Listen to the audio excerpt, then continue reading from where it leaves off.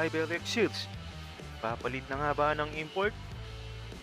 Alam ni Converge head coach Delta Pineda na darating ang tanong pagkatapos ng kanilang 97-92 na panalo laban sa defending PBA Commissioner's Cup champion na TNT Tropang 5G noong Miyerkules ng gabi. Sinabi ng head coach ng Converge na nananatiling may opsyon sa sitwasyon. Sa kabila ng NBA pedigree, ang 7-foot na si Kelly ay pangunahing nagsilbing angkor para sa depensa ng Converge sa kanyang tungkuling bilang import. Gayunpaman, sa huling dalawang laro ng 5LX Shields, ang produksyon ni Kelly ay lumiit. Nalimitahan siya sa 7 puntos at 6 na rebounds laban sa Magnolia noong linggo. Pagkatapos ay nagtapos lamang ng 4 na puntos sa 2 of 7 shooting kasama ang 9 na rebound laban sa TNT.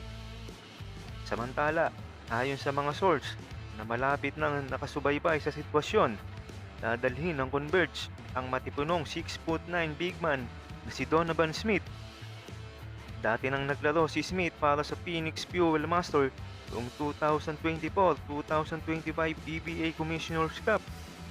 Nang maglaon ay naglaro siya para sa Jeonju KCC upang tapusin ng season. Hindi pa rin malinaw kung saan siya naglaro pagkatapos ng stint niya sa KBL.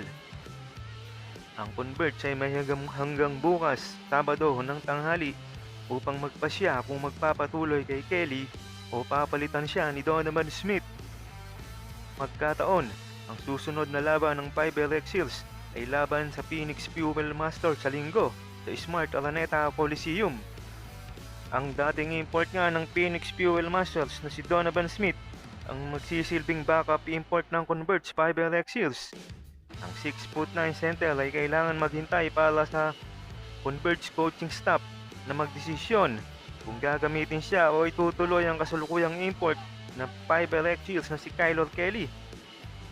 Sa pinapakitang performance ni Kylor Kelly, dapat na nga bang pindutin ng Converge ang panic button at palitan ang kanilang import? Kamusta mga idol? Sports Zone PH para sa sports news and update. Kung bago ka pa lamang dito sa channel ko, pindutin mo na ang subscribe button at notification bell para lagi kang update sa mga sports news.